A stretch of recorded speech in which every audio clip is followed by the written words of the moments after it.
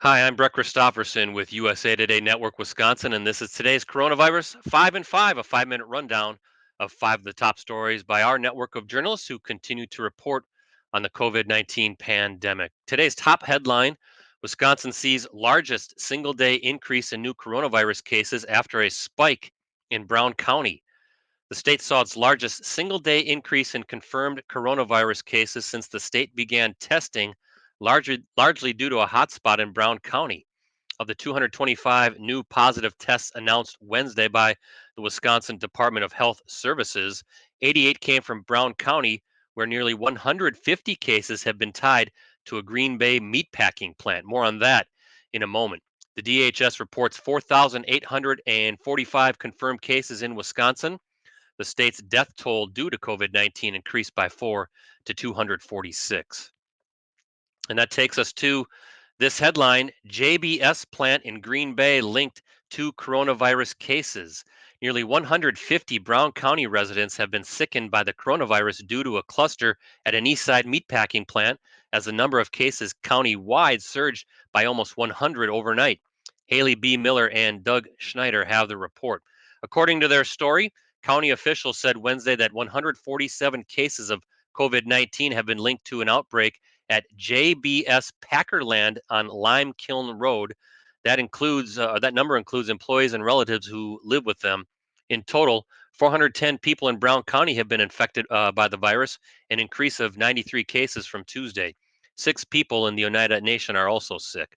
The overnight surge comes as Brown County contends with an alarming increase in cases, outpacing Milwaukee County and other counties throughout the state. The number of cases in Brown County has increased 900% since April 7th.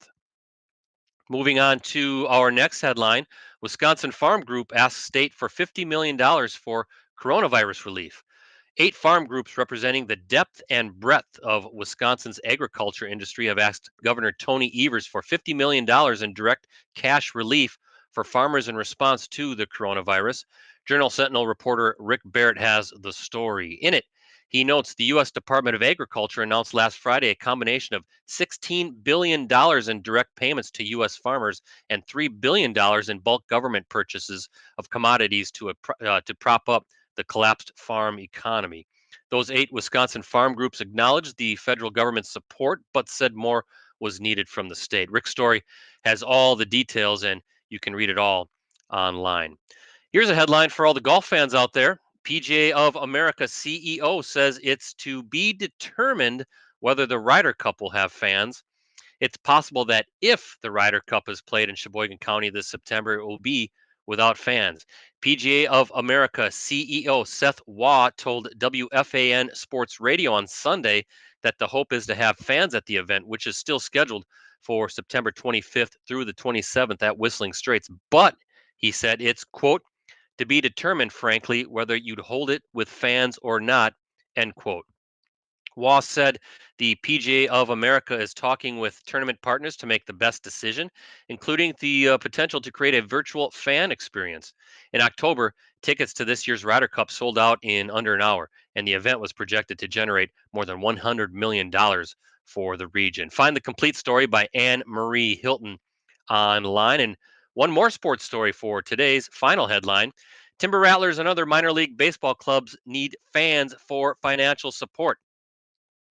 It's anyone's guess if and when baseball will be played this season, but speculation about getting Major League Baseball started involves playing games with no fans in the stands to avoid further spread of the virus. Major League clubs rely on attendance for between 30 and 40% of their yearly revenue, but televised games would put some money in their coffers and salvage something from a shortened season. But playing in front of empty stands or greatly reduced capacity to allow for social distancing would not help keep minor league teams afloat. Attendance is the name of the game in the minors, and Journal Sentinel Brewers beat writer Tom Haudricourt catches up with Wisconsin Timber Rattlers president Rob Zurjav, who says his club's revenue is driven by ticket sales and in-park spending. The Rattlers, by the way, are a Class A minor league affiliate of the Brewers. In the story, Zurjav says, quote, if we're going to see minor league baseball this year, as far as I know, we'd have to get past this and have fans come and watch, even if it's in smaller groups, end quote. Something to watch in the days and weeks ahead. Find those stories and more coronavirus coverage on any of our 10 USA Today Network Wisconsin websites and jsonline.com. Two more items to note before we wrap it up for the day. Look for a special coronavirus edition of our Newsmaker show today at 4:30 p.m., USA Today Network Wisconsin Health and Science reporter Madeline Heim will be talking with Julie Willems Van Dyke, the Deputy Secretary of the State Department of Health Services.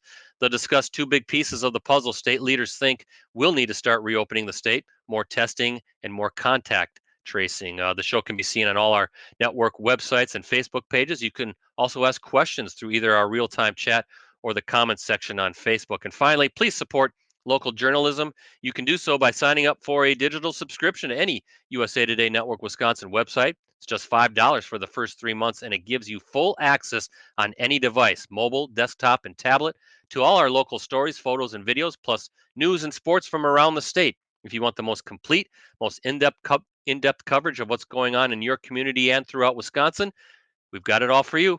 Go to any of our USA Today Network Wisconsin websites and click on the subscribe tab at the top right of the site. That's it for now. As always, be safe.